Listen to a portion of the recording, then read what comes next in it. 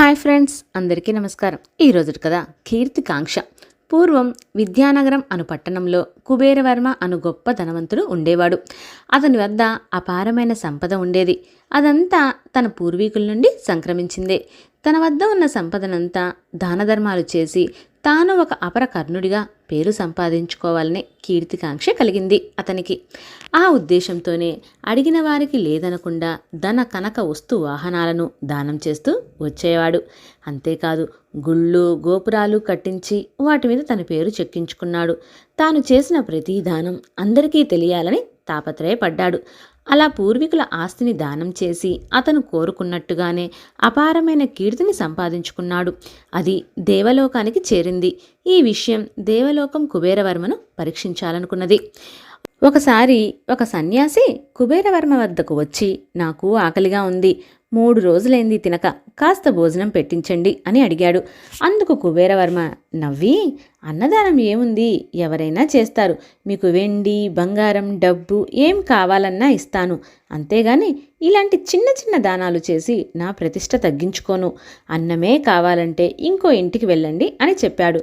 సన్యాసి, నేను సన్యాసిని, నాకెందుకు అవన్నీ, భోజనం లేదంటే వెళ్ళిపోతాను అంటూ అక్కడి నుండి కదిలాడు.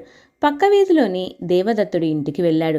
ఆ సన్యాసి దేవదత్తుడు సామాన్య కుటుంబీకుడు, గొప్ప దయాగుణం కలవాడు. ఆకలితో వచ్చిన వారికి లేదనకుండా భోజనం పెట్టేవాడు. అంతేకాదు, సాటివారికి తనకు ఉన్నంతలో సాయం చేసేవాడు. తను చేసే దాన ధర్మాల వల్ల తనకు పేరు ప్రఖ్యాతులు రావాలని ఏనాడూ ఆశించలేదు. అలాంటి దేవదత్తుడి ఇంటికి వచ్చిన సన్యాసి తనకు ఆకలిగా ఉందని భోజనం పెట్టించమని కోరాడు. దేవదత్తుడు ఆ సన్యాసిని సాదరంగా ఆహ్వానించి కడుపు నిండా భోజనం పెట్టించాడు. అతన్ని ఆశీర్వదించి వెళ్ళిపోయాడు సన్యాసి. కొంతకాలం తర్వాత వయసు మీద పడి దేవదత్తుడు చనిపోయాడు. ఆ తర్వాత కుబేరవర్మ కూడా చనిపోయి స్వర్గం చేరుకున్నాడు. అక్కడ స్వర్గంలో చాలా మందితో పాటు తనకంటే ముందుగానే చనిపోయిన దేవదత్తుడు ఉన్నాడు. ప్రథమ స్థానంలో ప్రత్యేక ఆసనంపై కూర్చుని కుబేరవర్మకు 11వ స్థానం లభించింది. అది సహించలేని కుబేరవర్మ మండిపడుతూ దేవదూతలతో వాగ్విదానికి దిగాడు. నా ముందు దేవదత్తుడంతా, మా పూర్వీకులు సంపాదించిన అపార సంపదనంతా ప్రజలకు పంచిపెట్టాను. ధన కనక వస్తు వాహనాలు దానం చేశాను. అలాంటి నాకంటే పట్టెడన్నం పెట్టిన దేవదత్తుడు గొప్పవాడు ఎలా అవుతాడు? అసలు నాకంటే ముందున్న వాళ్ళంతా ఎవరు అంటూ గోల చేశాడు. అందుకు దేవదూతలు, అందరికంటే ముందున్న దేవదత్తుడు ఆకలిగొన్న వారికి అన్నం పెట్టాడు. అన్నిటికన్నా అన్నదానం గొప్పది. అతనిలో ఎలాంటి స్వార్థం లేదు. కేవలం జాలి దయ ప్రేమతోనే అన్నార్తుల ఆకలి తీర్చాడు. సాటివారికి సహాయం చేశాడు.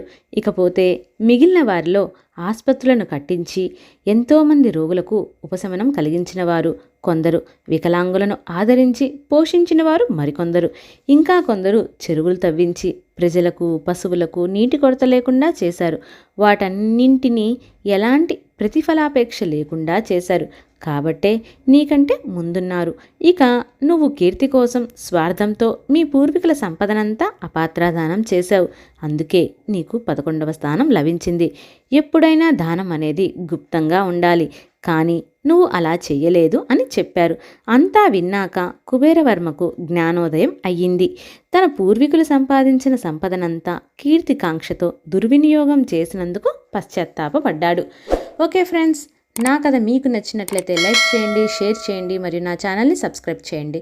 పక్కనే ఉన్న బెల్ ఐకాన్ క్లిక్ చేయడం మర్చిపోవద్దు. Thank you for watching.